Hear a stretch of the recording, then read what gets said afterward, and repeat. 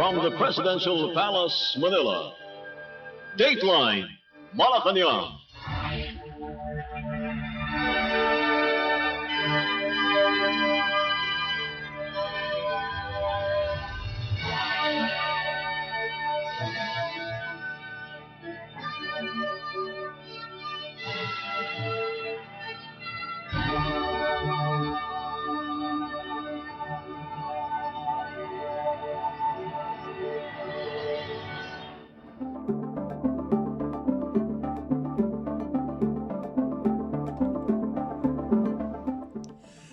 Good day. Radio Pilipinas World Service can also be heard on shortwave broadcast through the shortwave facilities of the United States Agency for Global Media, or Voice of America, on the following shortwave frequencies: 15.640 MHz, 17.750 MHz, and 21.720 MHz. I'm your host, Leo Magpayo, and this is Dateline Malacañang.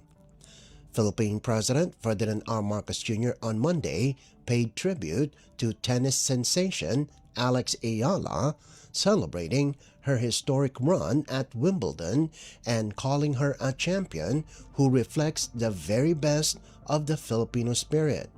In a homecoming ceremony at Malacañang, the president awarded the 21-year-old with a presidential citation for becoming the first Filipina to break through on the international professional tennis stage and reach the round of 16 of a Grand Slam singles event. The citation praised Ayala's exceptional talent, perseverance, and unwavering determination, noting how her Wimbledon campaign has inspired young Filipino athletes and brought honor to the country. President Marcos said Ayala's impact goes far beyond her victories, highlighting the grace and humility she showed throughout her historic run. Ayala stunned the tennis world after defeating defending Wimbledon champion and then world number 3 Iga Swiatek in the third round, before falling in a hard-fought match to Italy's Jasmine Paolini in the round of 16. Her performance propelled her to a career-high number 28 in the Women's Tennis Association, or WTA, rankings. The president said Filipinos everywhere rallied behind Ayala, admiring not just her skill but her discipline and mindset. President Marcos recalled how Ayala immediately shifted her focus to her next challenge after each win. You have brought such pride to the Philippines, to the Filipinos, and not only because of your success, but also because the grace with which you handle that success. Because the way you play and the way you comport yourself makes us proud. Because you show the greatest, best qualities of Filipinos. After your interview, after the Swiatek game, you were interviewed, and you were saying, what was it, the light-up shoes you mentioned? I hadn't thought about those things for 100 years. Then I remember, nga pala, may ganun noon. But then you were saying how happy you were and what a great honor it was to play center court and to play against such the ex-champion now, and all that, and that you were very, very happy. And then at the end of the interview, you know what she did? Paalis na yung interview, hinila niya yung interview, and he says, "But I'm happy, but that doesn't mean I'm satisfied. I'm already thinking about the next one." That is impressive. That is impressive. That is the sign of a true fighter, a true champion. The way that you can keep your concentration, the way that you can keep your commitment. And that, I think, that is one of the qualities that you have. That is why you have been so successful. And that's why I, and I'm sure not only everybody else here, but the entire country knows that, you have already begun, but you are going to keep going. So thank you so much. We are We are all here. We're all behind you. When you're in some faraway place and maybe your friends or the Filipino community cannot all come and watch you, know that we are all there behind you. Push, sige lang, go, go, go, go girl, go girl, go girl. That we're all behind you. That the entire Filipino nation is behind you. The entire Filipino nation has come to love you because of your sweetness and grace. That was Philippine President Ferdinand R. Marcos Jr. Dateline Malacañang.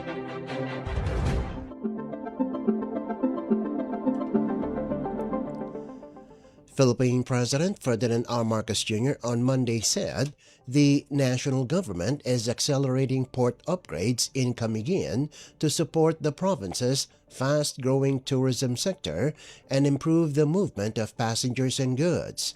Speaking at the inauguration of the Benoni Port Light Craft Landing Station in Mahinog, the President stressed that modern transport facilities are essential to sustaining tourism-driven growth and improving daily life of residents.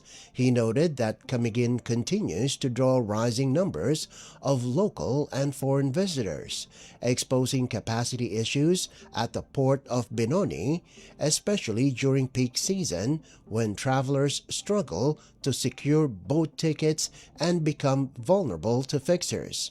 President Marcos directed the Department of Transportation to eliminate bottlenecks in transport hubs and push nationwide modernization of airports and seaports to match the demands of the country's expanding tourism industry. The whole of the rest of the Philippines ay tinatanaw talaga ang kagandahan dito sa Camiguin. Mula sa Mount Hibok-Hibok at saka yung mga volcanic landscape hanggang sa hot spring, mga white sandbar, ay talagang kitang-kita mo na bagay talaga sa turismo ang Camiguin. Kaya nagiging importante itong mga facilities na kagaya nito. Camiguin has become a gem on the Philippine map. These days, mas marami ang turista, padagdag ng padagdag, lokal at saka galing labas, dahan-dahan nakikita nila at nababalitaan sa buong mundo kung ano ang meron dito sa Camiguin Province. Well, this has brought great opportunities for the island's tourism and for your economic growth. It has also placed increasing strain on the port of Benoni. Dahil talagang sa dami, ay medyo yung mga dating facilities ninyo, kitang-kita naman na kulang na. During peak season, may problema. Hahanap ng boat ticket. Lahat ng mga traveler na naghahanap ng boat ticket, nagiging biktima sa mga unauthorized ticket processors o fixer na pinagsasamantala ng mga turista at saka mga lokal na nais na magbiyahe, na ligtas at saka maginhawa. For an island like Camiguin, the importance of a modern and efficient port, cannot be overstated because this serves as a vital link that keeps people, goods, services, and therefore opportunities moving that will enable families to return home, return to their businesses, to transport their products, and for fishermen to bring their catch to the market and tourists to enjoy this destination. And that is why I directed the Department of Transportation to pursue two priorities. First, we must eliminate the bottlenecks at our transport hubs so we can welcome travelers more efficiently, more conveniently, more comfortably. Today's inspection of the new Port Operations Building and the inauguration of the Light Craft Landing Station in Benoni Port reflects this commitment that we have made to improving all of our port facilities. It further strengthens Camiguin's primary transport link that connects the province to the port of Hagnay Bohol and the port of Balingoan in Misamis Oriental. These facilities will cater to domestic vessels, it will handle rolling cargoes, fuel, other essential goods that support the daily needs of the people of the province of Camiguin. Pagdating ng 2030, ang dami na ng pasahero na dadaan dito sa bagong nating infrastruktura ay ang projection aabot na sa 950,000.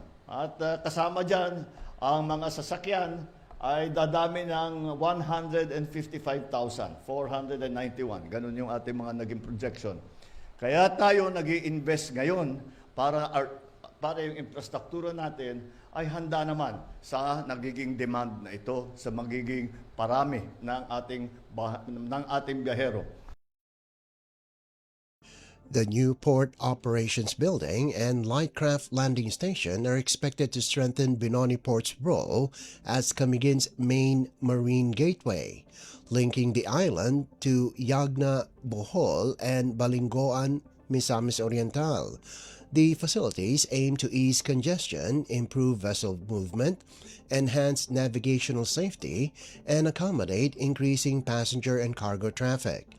Government projections show Benoni Port's annual passenger volume could reach 950,000 by 2030, while vehicle traffic may rise to more than 155,000.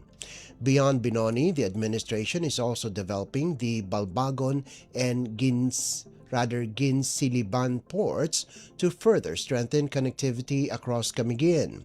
The improvements are expected to provide more reliable services for travelers, reduce illegal ticket fixing, and offer fishermen a safer docking facility.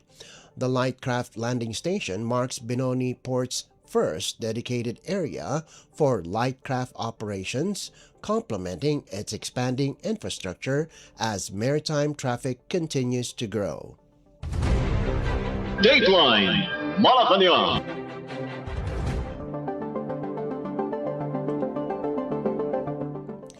Meanwhile, Philippine President Ferdinand R. Marcos Jr. visited the Camiguin General Hospital to check firsthand how Filipinos are benefiting from free and affordable healthcare under the government's expanding health programs. The president inspected the hospital's emergency room and internal medicine ward and reviewed how the facility is implementing the Zero Balance Billing or ZBB scheme, which aims to eliminate out-of-pocket expenses for patients. Malacañang said the visit is part of the administration's push to fix long-standing gaps in the country's healthcare system, from limited access in far-flung communities to the high cost of medical treatment. The president earlier directed the Department of Health, or the DOH, the Department of the Interior and Local Government, or DILG, and PhilHealth to streamline and strengthen primary care networks to ensure faster, more direct delivery of health services nationwide. From July 2025 to May 2026, government spending for ZBB reached 67 billion pesos, covering the hospitalization of 2.76 million patients. Beginning this month, ZBB is also being rolled out in local hospitals in Sarangani, Laguna, Aklan, Bataan, Batangas, and Quezon. Meanwhile, 1.3 million patients receive support from the Medical Assistance to Indigents and Financially Incapacitated Patients Program, or MAIFIP, from January to May this year. The administration is also expanding other health initiatives under the Yaman ng Kalusugan Program, or YAKAP. 26.1 million Filipinos are now registered across 4,374 providers nationwide.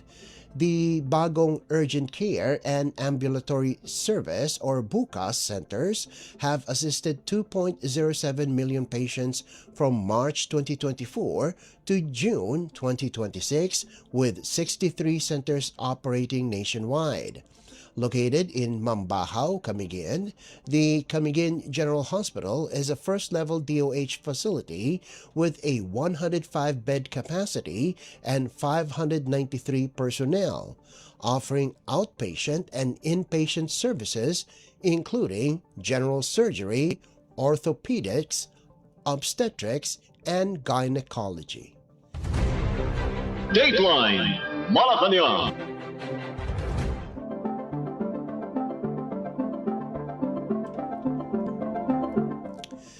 Also on Monday, Philippine President Ferdinand R. Marcos Jr. led the Bawat Bayan Makikinabang Camiguin program at the new Camiguin Gymnasium in Mambahaw. The president arrived to a packed crowd and delivered a message focused on bringing government services directly to island communities like Camiguin. He emphasized that national programs, from healthcare and financial assistance to infrastructure and local support, must reach every town, not just major cities. President Marcos highlighted the resilience of Camiguin residents and assured them that the administration's efforts will continue with more services and support rolling out across the province. The event marked another stop in the nationwide push to make government programs accessible to all Filipinos, especially those in geographically isolated areas. Dahil nanggaling ako sa local government, ay sinasabi ko, hindi kami nag-uutos, wag na tayo nag-uutos sa kanila kung ano yung gagawin nila. Yun lang hihingi namin yung bigas. Kung ano pang pondo na meron sila, bahala na sila dyan. At alam nila kung anong gagawin nila sa perang yan. Alam nila kung saan nila ilalagay. Alam nila kung saan ang talagang nangangailangan. Kaya we leave it up to the local government officials to decide what to do with the local government support fund kapag merong yung hindi nagamit para sa pagbigay ng bigas. Yan po ang ating ginagawa. Kaya ang tawag po ng programa nito ay Bawat Bayan ay Makikinabang. Dahil pinababa po namin sa ating mga local government. Malaki po tiwala ako kasi sa local government. Marami po ako, nung nasa local government pa ako, marami po ako nakilala na magagaling ito. Bakit di natin masyadong naririnig o nabibigyan ng pagkakataon para yung mga initiative ng mga local government officials ay magawa naman nila. Meron silang gagamitin para magawa nila. That was Philippine President Ferdinand R. Marcos Jr. Dateline Malacañang.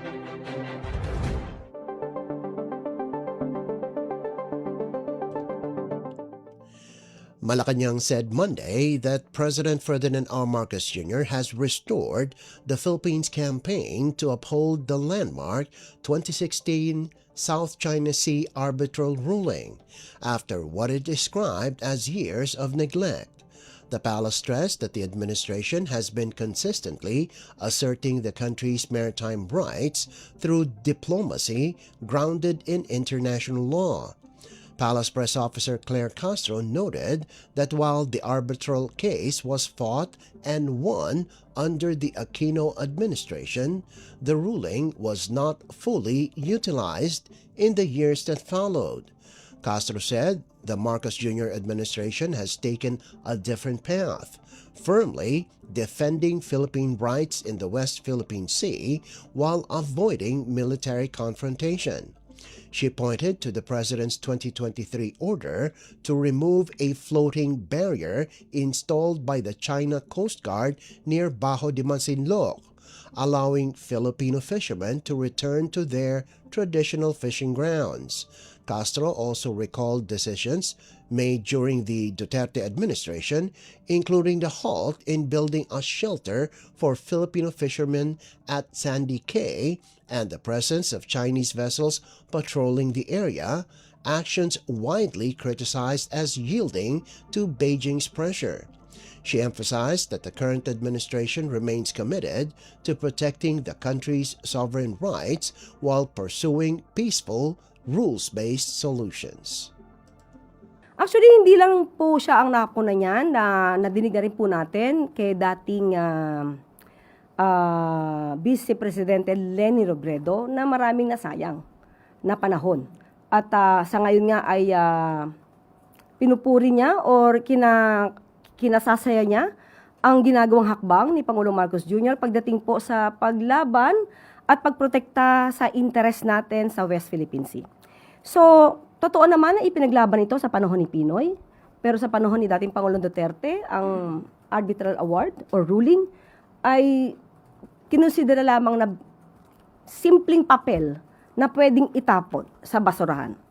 Na kahit ang kanyang dating Secretary ng National Defense, Secretary Lorenzana, ay wala rin nagawa nang iutos ni dating Pangulong Duterte na gibain or wag ipagpatuloy ang paggawa ng isang shelter para sa mga mangingisda sa isang sandbar, yung ating Sandicay. At pinayagan pa ni dating Pangulong Duterte na ang magpatrolya dito sa ating sandbar ay ang mga Chinese vessels. So, hindi po kasi ganyan ang polisiya ng ating Pangulo. Ipaglaban ang ating karapatan sa diplomatikong pamamaraan. Kung natatandaan niyo po, September 2023, nung nagkaroon at naglagay ng floating barriers ang China Coast Guard, iniutos po ng Pangulo na ito ay tanggalin para sa kabutihan din po ng ating mga mangingisda. Hindi nag-atubili ang Pangulo na gawin ang nararapat, hindi nag-provoke ng war, hindi nagkaroon ng kaguluhan, pero ipinaglaban ang karapatan at interes ng ating bansa. Kaya sa ating mga kababayan, yung mga panawagan ng iba na parang huwag na nating ilaban ang anumang karapatan natin sa West Philippine Sea dahil sa baka magkaroon ng giyera, hindi po yan ang nais ng administrasyon. Hindi po natin gustong maging duwag ang bawat Pilipino para ipaglaban ang karapatan natin. Pero hindi po tayo nagsasabi na dapat tayong sumulo sa isang giyera. Ang gusto ng Pangulo, lagi, diplomatikong pamamaraan. The statement came as the Philippines marked the 10th anniversary of the July 12, 2016 Arbitral Award, which invalidated China's 9-line claim over most of the South China Sea. In a diplomatic reception last Friday, President Marcos urged Filipinos to continue upholding the ruling, saying it directly affects the livelihood of Filipino fishermen and reinforces the country's commitment to a rules-based international order. Several countries reaffirmed over the weekend that the arbitral decision remains final and legally binding under UNCLOS. Dateline Malacañang.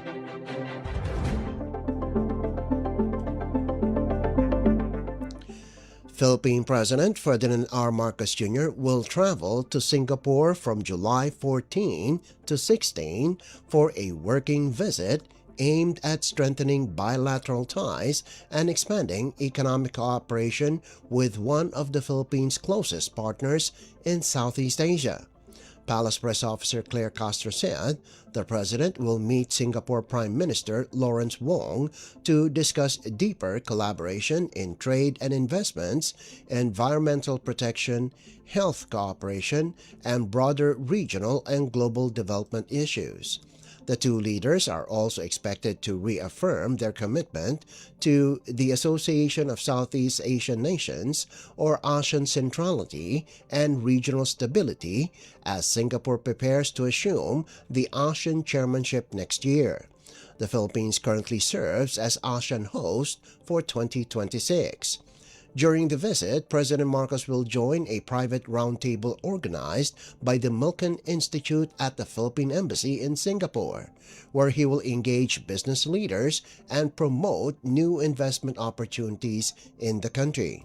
Castro said the event supports the administration's intensified investment drive following the Philippines' recent classification as an upper-middle-income economy. Meanwhile, First Lady Liza Araneta Marcos will deliver remarks at the Global Economic Cooperation East Summit upon the invitation of the India-based Future Economic Cooperation Council, a platform that convenes business and government leaders to advance strategic global economic cooperation. Nakatakdang magtungo ngayong linggo si Pangulong Ferdinand R. Marcos Jr. sa Singapore para sa working visit mula July 14 hanggang 16.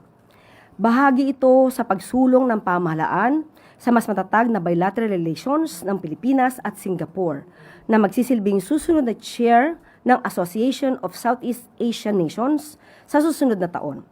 Sa maiksing working visit, nakatakdang magkaroon ng courtesy call ang Pangulo kay Prime Minister, His Excellency Lawrence Wong, kung saan inaasahang isulong ang pagpapalawak ng kooperasyon sa trade and investment, environment and health, at regional and global development habang patuloy na isusulong ang commitment ng dalawang bansa hinggil sa ASEAN centrality at regional stability. Makikibahagi rin ang Pangulo sa Milken Institute's private roundtable discussion sa Philippine Embassy sa Singapore kung saan makakasalamuha niya ang mga business leaders bilang bahagi sa effort ng pamahalaan matapos kilalanin ang Pilipinas bilang upper middle income country.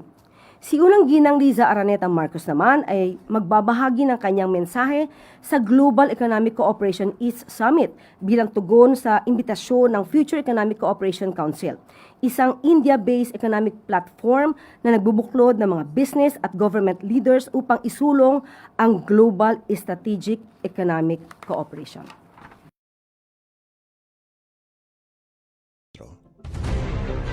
Dateline Malacañang.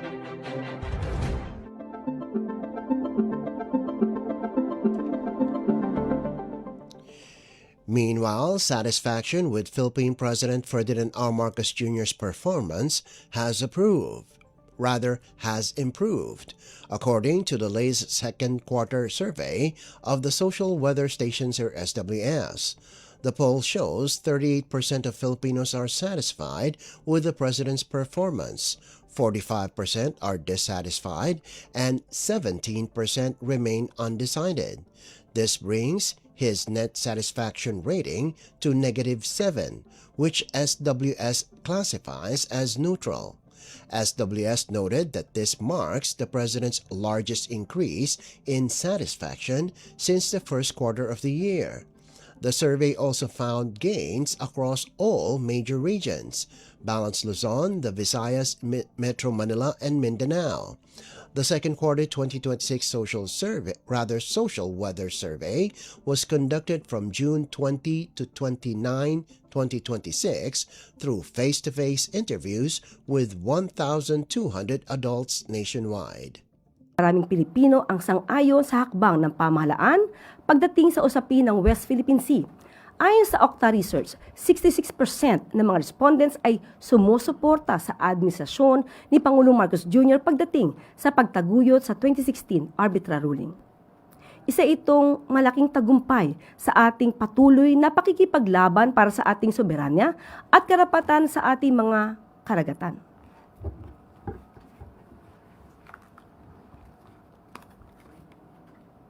Peace can only endure when it is anchored on justice, mutual respect, and the sovereign equality of all nations. Disputes between nations must be resolved not through coercion, not through the threat or use of force, but through peaceful means and the rule of law. Our nation chose dialogue over confrontation, law over intimidation, and peace over conflict. Right is not defined by might, that justice is never dictated by the relative size of a nation's territory, military, or economic power, whose ancestors have cast their nets in these waters for many generations, and who deserve to fish in peace, in safety, and with the dignity to feed their own families. That was Philippine President Ferdinand R. Marcos Jr. Dateline Malacañang.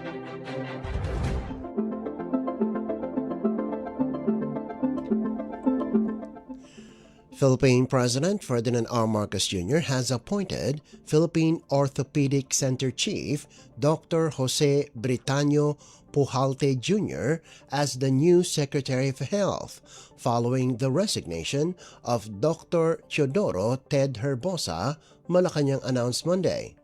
Palace Press Officer Claire Castro said Herbosa tendered his courtesy resignation for health reasons after undergoing a recent medical procedure. Herbosa later confirmed he stepped down and will undergo extensive rehabilitation over the next 3 to 4 months. Itinalaga ni Pangulong Ferdinand R. Marcos Jr. ngayong araw bilang kalihim ng Department of Health si Dr. Jose S. Pujalte Jr. Baon ang malawak na karanasan at natatanging pamumuno bilang doktor, hospital administrator, guro at lingkod bayan na may mahigit na 3 dekada sa pagsusulong ng pampublikong pangkalusugan. Naging bahagi ng DOH si Dr. Pujalte Jr. taong 1991 at natapos ang kanyang orthopedic residency sa Philippine Orthopedic Center noong 1994. Nagtapos si Dr. Pujalte Jr. sa kursong medisina sa University of the Philippines College of Medicine at kalaunan ay nagtamo ng master's degree sa Hospital Administration mula sa Ateneo Graduate School of Business. Noong 2008, kinilala rin bilang Career Executive Service Eligible, isang patunay ng kanyang kakayahan at kahandaan sa parehong larangan ng paggamot at public administration. Nagsilbi rin siyang guro sa University of the Philippines, Manila, FEU Nicanor Reyes Medical Foundation at San Beda College of Medicine. Sa kanyang pagpasok sa DOH, inaasahang pangungunahan ni Dr. Pujalte Jr. ang ahensya sa pagpapatuloy ng mga hakbang ni Pangulong Marcos Jr. upang higit na mapatatag ang healthcare system sa bansa, maisulong ang dekalidad na serbisyong pangkalusugan at maisulong ang mabuting kalusugan para sa lahat. May bago na po tayong Health Secretary. While former Health Secretary Herbosa congratulated Dr. Pujalte Jr. on his appointment as the country's new health chief. In a statement, Herbosa said he recently underwent a successful bilateral knee replacement surgery on July 7th and thanked the administration for the opportunity to serve as the 30th Secretary of Health. Herbosa explained that his ongoing physical therapy and rehabilitation require his full attention and could hinder his ability to perform the day-to-day responsibilities of the department. Reflecting on his tenure, Herbosa highlighted key programs under the Marcos Jr. administration's push to make public service more accessible. Among these were the Zero Balance Billing Initiative, the Buka Centers, Puro Kalusugan, PhilHealth's Yakap program, and the Gamot Assistance Program. He added, however, that much more needs to be done to fully realize the administration's vision of a bagong Pilipinas. Dateline Malacañang.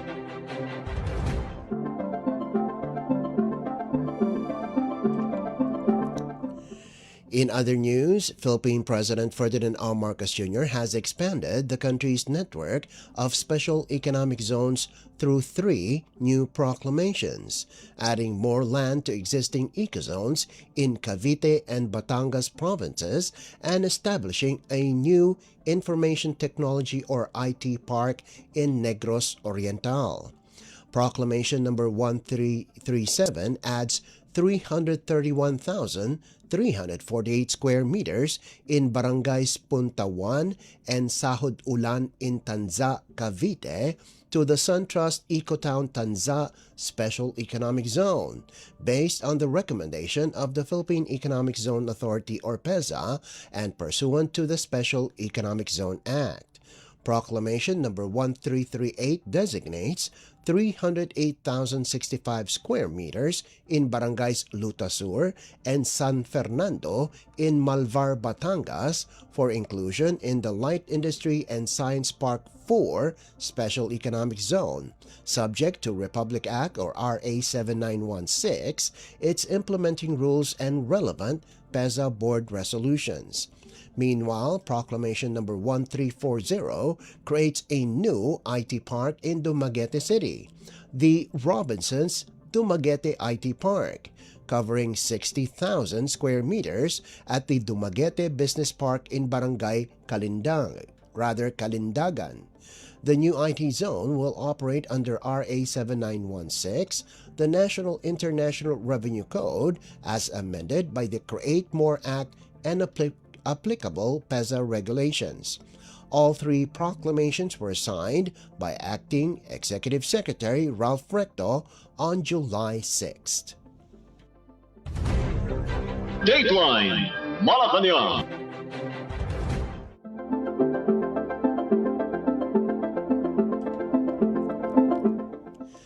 Malacañang has declared special non-working days in two municipalities, Malilipot in Albay and Talisayan in Misamis Oriental, to allow residents to fully celebrate their annual town fiestas. Under Proclamation Number 1341, President Ferdinand R. Marcos Jr. designated Thursday, July 16th, 2026 as a special non-working day in Malilipot, Albay. A separate issuance, Proclamation Number 1342, also declared July 16, 2026 a special non-working day in Talisayan, Misamis Oriental. The palace said the declarations aim to give communities time to participate in cultural, religious, and civic activities traditionally held during their fiestas, events that bring together families, local organizations, and returning residents. Both proclamations were signed by Acting Executive Secretary Ralph Recto by authority of the President and were released on July 10th.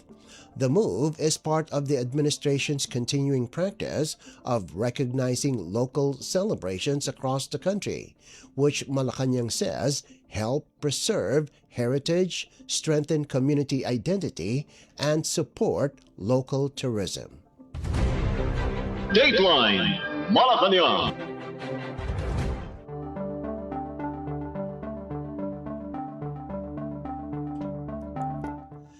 The Philippines Department of Labor and Employment, or DOLE, is reminding private sector employees that the first tranche of the 85 peso daily minimum wage increase for workers in the National Capital Region, or NCR, will take effect on July 25th.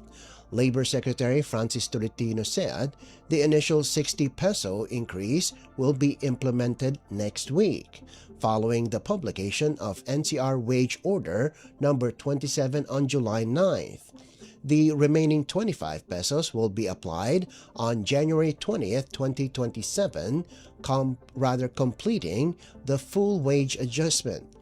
Dole noted that the 85 peso increase is the largest single daily wage hike ever approved in Metro Manila. Once fully implemented, the daily minimum wage in NCR will rise to 780 pesos. Workers in agriculture, service, and retail establishments with 15 or fewer employees and manufacturing firms with fewer than 10 regular workers will receive a minimum of 743 pesos a day.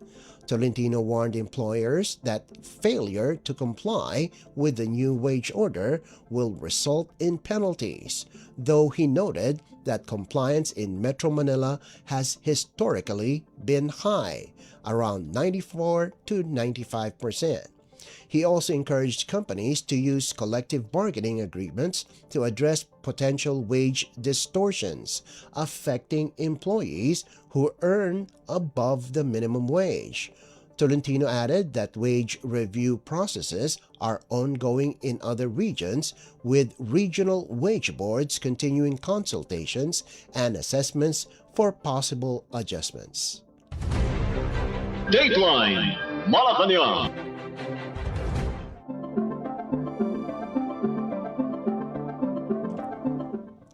And finally, 9 Filipino seafarers stranded in Lebanon for months have finally returned home, while the Department of Migrant Workers, or DMW, is preparing to repatriate 11 more crew members still awaiting their flights.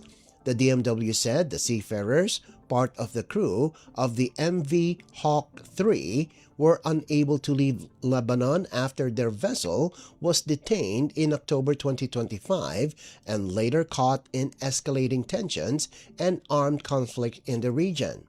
The worsening security situation in the Middle East further delayed their return.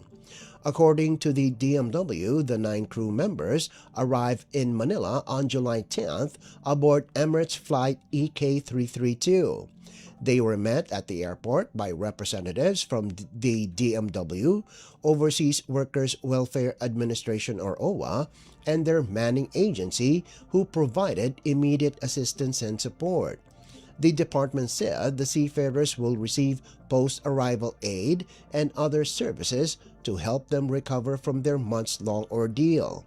Meanwhile, the DMW is awaiting final flight details for 11 more crew members affected by the same incident. The agency credited the successful repatriation to the coordinated efforts of the DMW, OWA, the Migrant Workers Office in Lebanon, and the Philippine Embassy in Beirut. Under the directive of President Ferdinand R. Marcos Jr., the DMW said it remains committed to safeguarding the welfare of overseas Filipino workers or OFWs and ensuring swift assistance for those affected by conflicts and emergencies abroad. Dateline Malacañang. Before we conclude our program, Radyo Pilipinas World Service of the Presidential Broadcast Service can be heard over the following shortwave frequencies: 15.640 MHz, 17.750 MHz, and 21.720 MHz. Radyo Pilipinas World Service is also live on audio streaming. Just download Evox PBS Receiver on your Google Play Store or the App Store from your Apple phone. You can also visit our Facebook page and YouTube channel. Just type in and search for Radyo Pilipinas World Service. Kindly subscribe, like, and share our posts as well. And that concludes this edition of Dateline Malacañang. For Radyo Pilipinas World Service, this is Leo Magpayo. Good day and stay safe. From the Presidential Palace, Manila, Dateline Malacañang.